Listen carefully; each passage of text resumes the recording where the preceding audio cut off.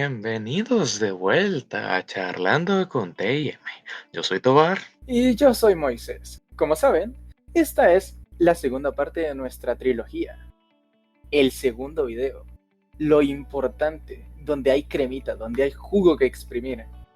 Entonces, en este video, como ya saben, el primero era introductorio. Este será acerca de los autores, lo que escribían, principalmente dos de ellos.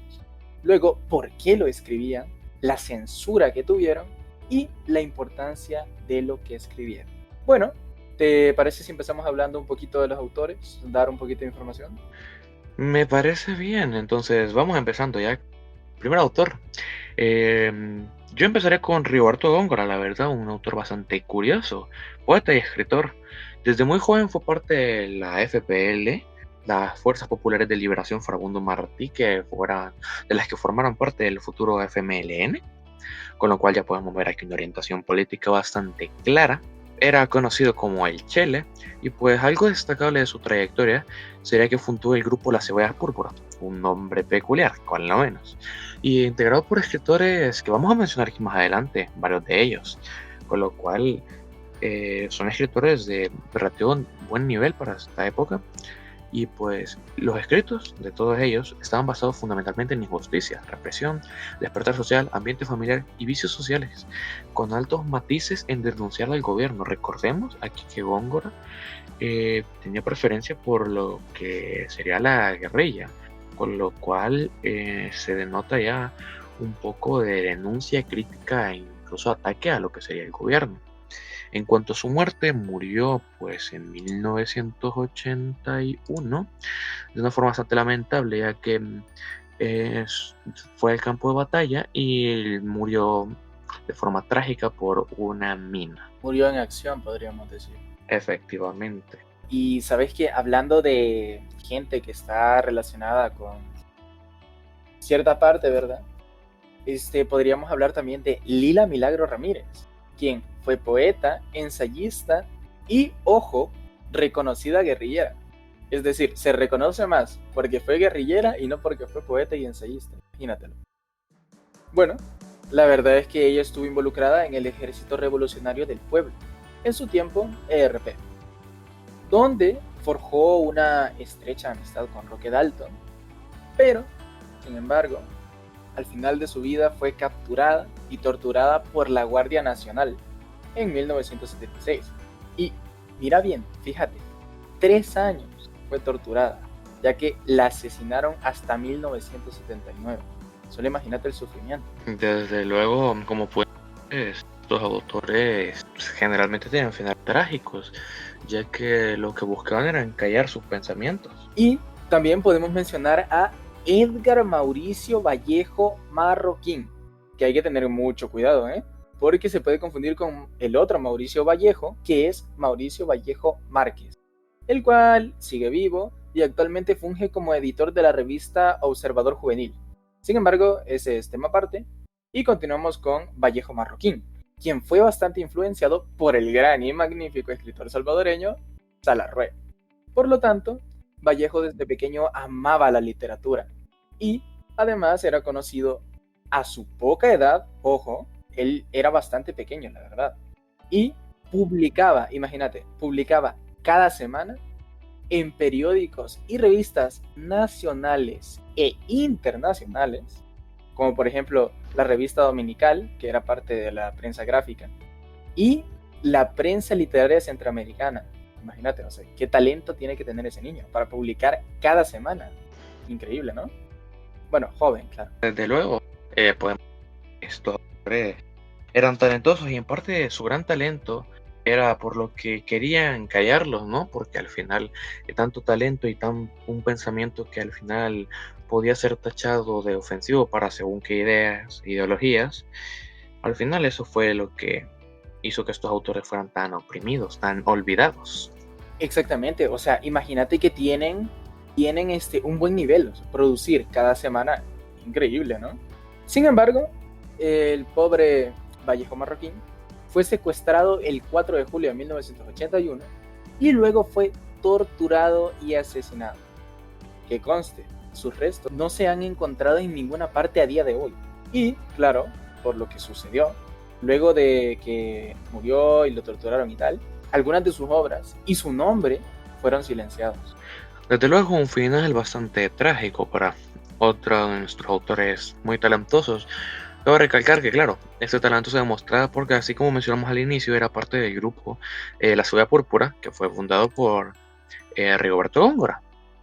Y otro autor de ese mismo grupo es Jaime Suárez Gemain, poeta obviamente salvadoreño, curiosamente hijo de un campeón de boxeo centroamericano, pero que por lo que vemos, a diferencia de su padre, él prefería expresarse por medio de letras, más que de golpes. Interesante, bastante interesante de hecho.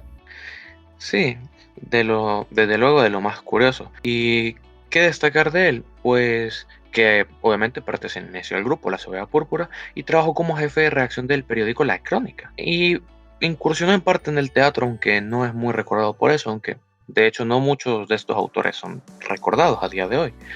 Y lastimosamente, pues el joven Jaime Suárez Gemain fue asesinado y torturado y asesinado a machetazos. Y lo encontraron en un basurero. ¿Quién diría, no?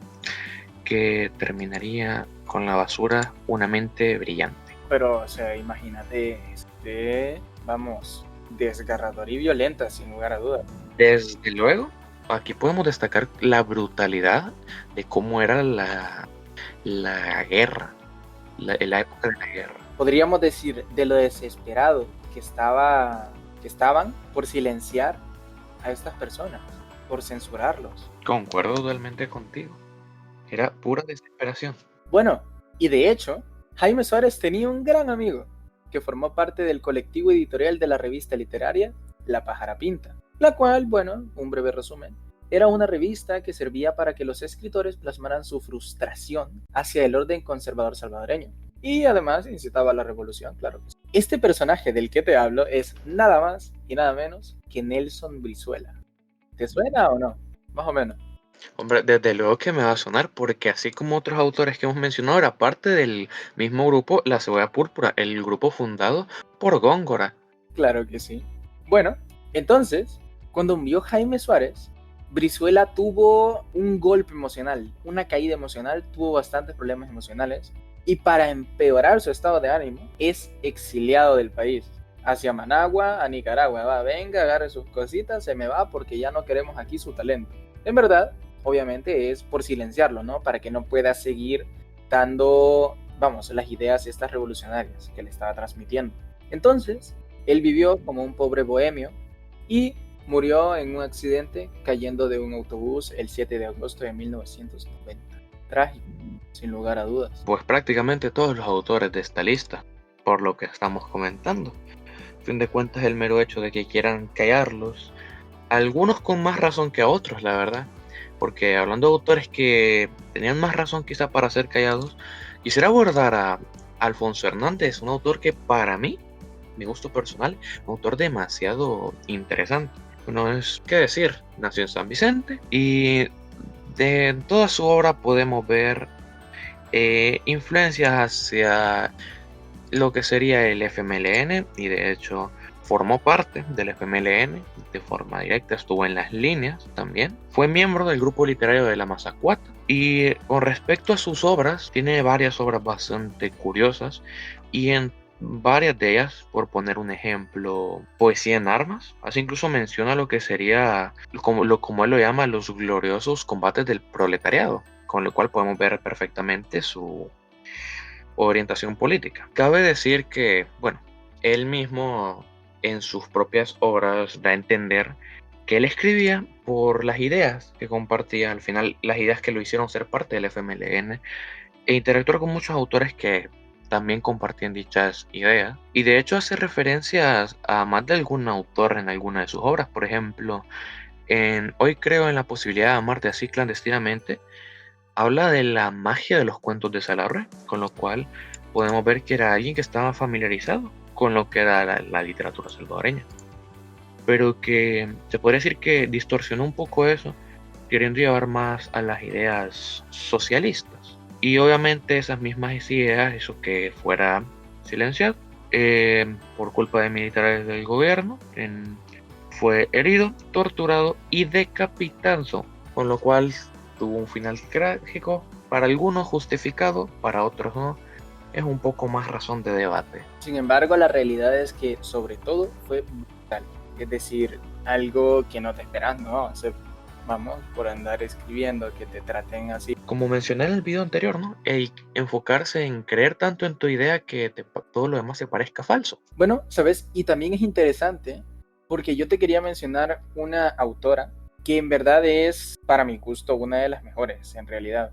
Más que nada por lo profundas que son, por lo profundos, perdón, que son sus poemas, que son sus letras, por cómo es capaz de plasmar un sentimiento y una acción en sus poemas. Estoy hablando de Delfina Goches Fernández, Delphi para los amigos. Bueno, ¿qué decir de ella? Una gran escritora, hija del poeta y docente Rafael Francisco Goches Sosa, claro que sí, y Gloria María Fernández, de ahí su nombre, Goches Fernández. Dedicada a las letras y la filosofía, Delfina Goches se caracteriza por ser una joven tímida, pero de un carácter muy fuerte. Y eso te lo quiero mostrar en sus obras, como lo son Soy Feliz, que si me permitís te voy a leer un fragmento, ya que considero que es bastante importante. O sea, solo escucha. Yo, desde luego, encantado por escuchar lo que son versos de salvadoreños. Claro que sí, claro que sí. Y además, solo escucha y sentí lo que ella plasma. En el poema Soy Feliz, en el último párrafo, ella nos dice esto. Hoy me sentí más pueblo que nunca y sentí la felicidad más feliz que nunca, porque ya no es propiedad privada, sino de todos. ¿Entendés, no? Desde luego, tenía una escritura bastante profunda. Claro que sí, o sea, si ves a simple vista, si no supieras el contexto que ya hemos dado de que están en la guerra y tal, te perderías, ¿no? Dirías, bueno, no sé de qué está hablando. Dirías, bueno, se escucha bonito, es lírico. Sin embargo, ya con el contexto que nosotros hemos dado, ya podés saber que está hablando de la solución que ella quiere, de la paz que se necesita, de que ella está feliz porque sabe que se acerca ya la paz, el fin de la guerra. Y al final estaba plasmando el deseo de prácticamente todos los salvadoreños, todos los civiles. Al final ya no era solo su emoción, era la de todo un pueblo. En efecto, y por eso al inicio dice, hoy me sentí más pueblo que nunca. Es por eso, porque es un sentimiento en común que tenían los salvadoreños para esa época. Y, como te digo, también está el otro poema que te quería mencionar, que es Con gusto moriré, que por cierto, me llamó la atención. Ya solo el título te lo dice todo, no es necesario que lea ningún fragmento. Y la verdad es que me llama mucho la atención porque su muerte fue así. Ella fue alcanzada por una bala en una manifestación en las afueras de la Embajada de Venezuela. Y vos me decís, ¿qué hace una escritora en una manifestación afuera de la Embajada de Venezuela? Bueno, esa manifestación tenía como objetivo llevar alimentos y medicamentos a los compañeros que se encontraban ocupando las instalaciones, es decir, las instalaciones de la Embajada venezolana, ¿no? Entonces, como podés ver, esta manifestación fue tremendamente reprimida por el cuerpo de seguridad, a punta de cañón, y obviamente en el acto murió Delfina Goches. Y bueno, como podés ver, aquí está el aspecto que queríamos seguir hablando, que es lo de la censura, ¿no? Cómo callan a todos estos autores salvadoreños, que la verdad es que ellos solo estaban intentando dar su opinión, ¿no? Al final, más que nada Delphi, buscaban la paz, buscaban como sentirse como el pueblo, ser la voz del pueblo, tal como en el anterior video mencionamos a San Romero, ¿no? Bueno, por ejemplo, hablando de la censura que ellos recibieron, los callaban, los mataban. Estos autores eran censurados, y no por un guión opaco o por un círculo borroso, sino por la punta de un cañón, los barrotes de una prisión. Eran torturados y asesinados o exiliados. Desde luego veo que hablar de poesía ha hecho que te inspires más con tus versos. Y claro, es destacable que todos estos autores fueron callados, fueron censurados como mencionas, aunque es cierto que algunos se lo llegaron a buscar más que otros. Claro ejemplo es Alfonso Hernández. Claro que sí, eso no lo niego, sin embargo, es una brutalidad la forma en que han asesinado a algunos de ellos, ¿no? Sí, muchos de ellos han tenido finales que no se los desearía quizá ni al peor de los criminales, porque a fin de cuentas todos somos personas. O sea, lo único que hacemos es lo que estaba prohibido en ese tiempo, que es dar nuestra opinión. Y más que una opinión, simplemente dar una opinión que las personas con poder no querían escuchar. El hecho de que esas personas no la quisieran escuchar es lo que te hacía ver como un villano. Bueno, si continuamos con tu idea, si vemos la importancia en lo que escribían, su impacto, el cambio que hicieron con unos simples versos, unas pequeñas letras, unas líneas llenas de pasión, de sentimiento, un cambio de pensamiento en las acciones de las personas. Quizás en su propia época no se vio tan plasmado, pero después de que ellos hayan dado su propia vida por lo que creían, por sus ideas, al final generaciones después leen estos versos, leen estos textos que deberían leerlo más, porque lastimosamente no son promovidos, pero si leen estos versos, al final van a ver el sentimiento de personas que estaban sufriendo por expresarse. Exactamente, que tenían prohibido dar su opinión, dejar ir sus sentimientos. O sea, como ahora, por ejemplo, tú le puedes contar a un amigo, hey, me siento mal, tal cosa, vamos, antes eso era un delito. Es decir, hablando a nivel de poesía, ¿no? Que criticaba la guerra, que criticaba el estado de la sociedad salvadoreña para ese entonces. Claro que intentaban dar una protesta para que esto cesara. Y pensar que me estuvieron aguantando, claro, mucho tiempo. Recordemos que esta guerra duró 12 años, no es una guerra cortita. Estamos hablando de un suceso bastante largo, bastante duro, bastante demoledor para la sociedad salvadoreña. En efecto, no es como, por ejemplo, digamos, otras guerras, ¿no? Que han durado menos. No es como un pleito con tu hermano o con tu hermana de "Ay, ay, ay", y al día siguiente todo bien, ¿no? Exacto. O incluso ya que mencionaste otras guerras, otra propia guerra en la que participó El Salvador, la guerra de las 100 horas. Su propio nombre lo dice, 100 horas. Compara eso a 12 años. Increíble, ¿no? Y además, imagínate la brutalidad que hubo en los asesinatos. Y, o sea, imagínate que estas eran gente medianamente conocida, es decir, autores, escritores. Imagínate qué no harían con personas que, vamos, que solo tienen a su familia y que intentaban darles una vida digna. Personas que dieron su vida trabajando, personas que, bueno, cientos de salvadoreños, cientos de familias que al final fueron destruidas por la brutalidad de estos hechos. Y bueno, quisiera continuar con esto, pero esto ya es tema de lo que vamos a abordar en el próximo y último video de esta trilogía. Espero les estén disfrutando. Y recuerden, estamos aquí charlando con TM. Yo soy Tobar. Y yo soy Moisés. Hasta la próxima.